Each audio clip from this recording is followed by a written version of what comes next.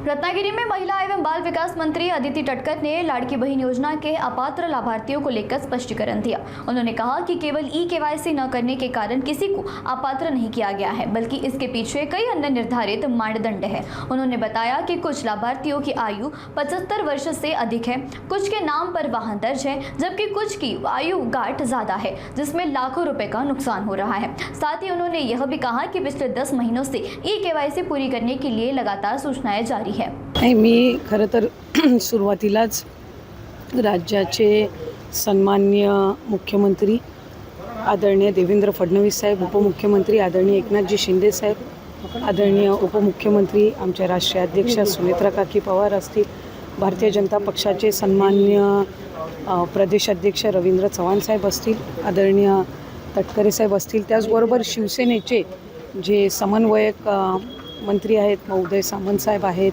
इतर सर्व भरत शेठ गोगावले असतील, सगळेच या सगळ्यांचेच या निमित्ताने मी आभार मानेन की महायुतीचे उमेदवार म्हणून आदरणीय राणे साहेबांचा सुद्धा मी आवर्जून उल्लेख करीन की त्यांनी सगळ्यांनीच आज अनिकेतबाई तटकरे यांचा उमेदवारी अर्ज महायुतीचे उमेदवार म्हणून दाखल करत असताना त्यांना आशीर्वाद दिले। मला खात्री आहे की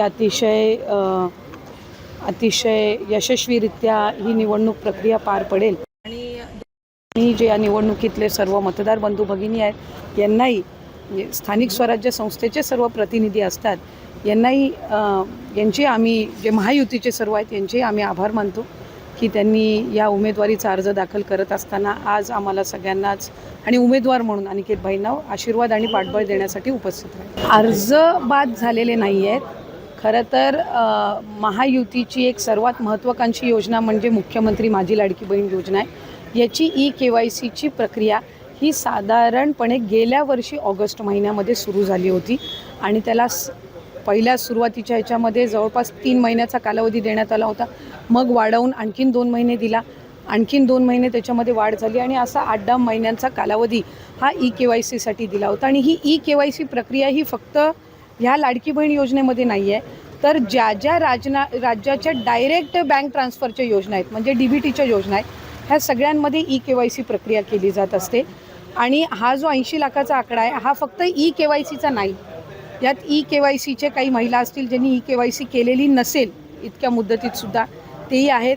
काही आम्हाला गेल्या 10-10.5 महिन्यापासून आम्ही एक IT विभागाचं म्हणजे इन्कम टॅक्सचा आम्ही जो आकडा ज्यांचं उत्पन्न 2.5 लाखापेक्षा जास्ती आहे हा डेटा जो आहे हा आम्ही त्या ठिकाणी मागवलेला होता।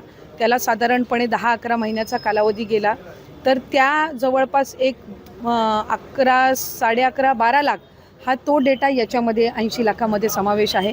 याच्यात 4.5-5 लाख अशा महिला आहेत ज्या 65 वयोगटाच्या पुढे गेलेल्या आहेत, जे वयाचं निकष आहे तर त्यामध्ये असतील। त्याच्यानंतर याच्यात सरकारी कर्मचारी ज्यांनी लाभ घेतला होता ते काही हजारांमध्ये होते, 14-14.5 हजार असतील, त्यांच्याकडून वसुली जी आहे ही गेल्या 8 महिन्यापासूनच सुरू आहे, त्याच्यामुळे ते याच्यामध्ये आहेत। तर अशा पद्धतीनं काही नमो शेतकरीचे आहेत जे नमो शेतकरीचाही लाभ घेत होते, याचाही घेत होते, तर अशा पद्धतीनं ते साधारणपणे हा आकडा आहे। याच्यात सुद्धा काही आमच्याकडे ज्या लाभार्थी महिला आहेत यांनी विनंती केलेली आहे की त्यांनी ई-केवायसी करून सुद्धा त्यांना लाभ हा बंद झालेला आहे। आम्ही त्याची फेर तपासणी करत आहोत जेणेकरून कुठलीही महिला जिनी ई-केवायसी केलेली असेल ती लाभापासून वंचित राहता कामा नये। त्याच्यामुळे राज्याचे मुख्यमंत्री देवेंद्र फडणवीस साहेब, एकनाथजी शिंदे साहेब, आदरणीय सुनेत्रा काकी असतील, मंत्रिमंडळ असेल, याच्यानी आपण ती ज्यांनी ई-केवायसी केलेली आहे पण त्यांचा कदाचित काही कारणास्तव टेक्निकल अडचणीमुळे लाभ बंद झाला असेल ती आम्ही करतोय।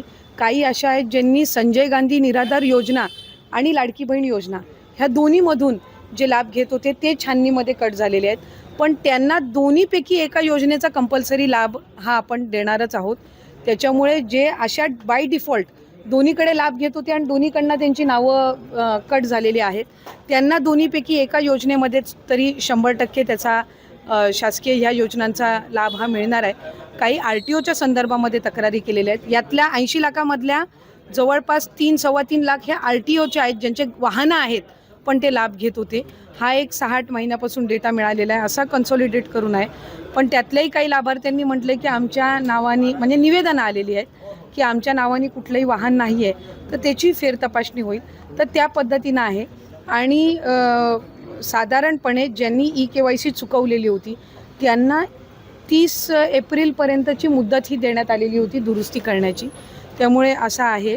आणि अजूनसुद्धा फेब्रुवारी मार्च महिन्याचा लाभ हा आम्ही गेल्या आठवड्यापासून वितरित करायला सुरुवात केली आहे. त्यामुळे हा आकडा किती असेल म्हणजे वितरित केल्यानंतर हा 7-8 दिवसाच्या कालावधीमध्ये लक्षात येईल. मी सर्वप्रथम तर आमचे नेते दिवंगत नेते आदरणीय अजितदादा यांच्या पवित्र स्मृतीस अभिवंदन करतो. राज्याचे लोकप्रिय मुख्यमंत्री एकनाथराव आदरणीय देवेंद्रजी असतील, आदरणीय उपमुख्यमंत्री एकनाथराव शिंदेसाहेब असतील, आमच्या नेत्या राष्ट्रीय अध्यक्ष उपमुख्यमंत्री सुनेत्रा काकी असतील, त्याचबरोबर भारतीय जनता पक्षाचे प्रदेशचे अध्यक्ष रवींद्रजी चव्हाणसाहेब असतील, माननीय तटकरे साहेब असतील, राणेसाहेब असतील, या सर्व वरिष्ठ नेत्यांचे मनापासून आभार व्यक्त करतो की त्यांनी माझ्यावर आज हा विश्वास टाकला आणि फक्त राष्ट्रवादीच नाही तर महायुती म्हणून मला त्या ठिकाणी उमेदवारी दिली. त्याबद्दल मनपूर्वक मी सर्व नेते मंडळींचा आभार व्यक्त करतो. शिवसेनेचे आमदार आहेत त्यांच्या कन्येने देखील अपक्ष अर्ज भरलेला आहे. कुठेतरी महायुतीचं बंडखोरी झालेली आपल्याला पाहायला मिळते. मी त्या बाबतीत अधिक बोलू इच्छित नाही. वरिष्ठ नेते मंडळी आहेत ते त्याच्या बाबतीतला निर्णय त्या ठिकाणी घेतील.